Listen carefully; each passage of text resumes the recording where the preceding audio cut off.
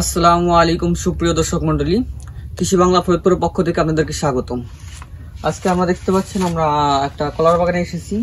এটা হচ্ছে আমার নিজস্ব কলার বাগান। দেখুন আমার নিজস্ব কলার বাগানে এটা হচ্ছে পানামা রোগের লক্ষণ দেখা যাচ্ছে। দেখতে পাচ্ছেন এই গাছটা ফেটে গেছে, মাঝখান থেকে ফেটে গেছে এবং এই পাতাগুলো আস্তে আস্তে মারা গেছে এবং গাছের গ্রোথ কমে গেছে। দেখতে পাচ্ছেন মানে গাছটা আবার ধ্বংসের পথে। এই রোগটা এমন একটি রোগ, ক্ষতিকর রোগ, যে পুরা গাছ মানে পুরো বাগান ধ্বংস করে দিতে পারে, এরকম একটা ক্ষতিকর রোগ। বেশ কয়েকটি গাছ আমাদের এই পানামা রোগটি লেগেছে, যদিও আমার এটা একটু অযত্নের কারণে লেগেছে।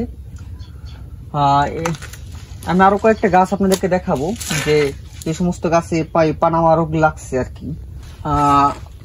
আমরা একটা গাছ আপনাদেরকে কেটে দেখাবো মাঝখান থেকে কি অবস্থা এই গাছের মাঝখানে। এই দেখুন এই গাছটা একবারে, এই গাছ থেকে ফলন তো আশা করা যাচ্ছে না, একবারে মারাই গেছে যদিও বললে চলে। আমি তো কেটে দেখাই আপনাদেরকে, যদি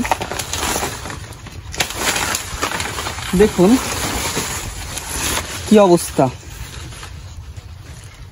এই হচ্ছে পানামা রোগের লক্ষণ, আপনি দেখতে পাচ্ছেন একেবারে ধ্বংস হয়ে গেছে। যদি আপনি দেখেন ক্যামেরাম্যান এটা দেখা, ওইটা দেখুন কি অবস্থা একেবারে। এই দেখুন এই গাছটা ফেটে গেছে মাঝখান থেকে। এটা হচ্ছে পানামা রোগের লক্ষণ আর কি। এই যে সমস্ত গাছে যে পানামা রোগটা লাগে, সেই সমস্ত গাছ কেটে বাগানের বাইরে নিয়ে পুড়িয়ে ফেলায় উত্তম। এটা হচ্ছে সবচেয়ে ভালো। আপনাদেরকে যদি দেখা, এই দেখুন কি অবস্থা, গাছটা পচে গেছে একবারে, দেখতে পাচ্ছেন। এটা হচ্ছে পানামা রোগের লক্ষণ।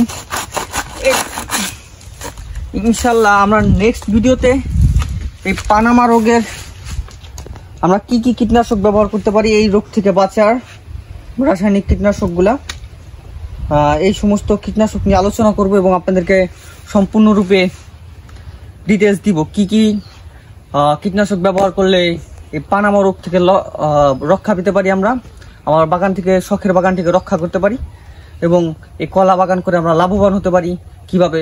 সমস্ত প্রকার সম্পূর্ণ কৃষিভিত্তিক নিউজ আপনাদেরকে দিব।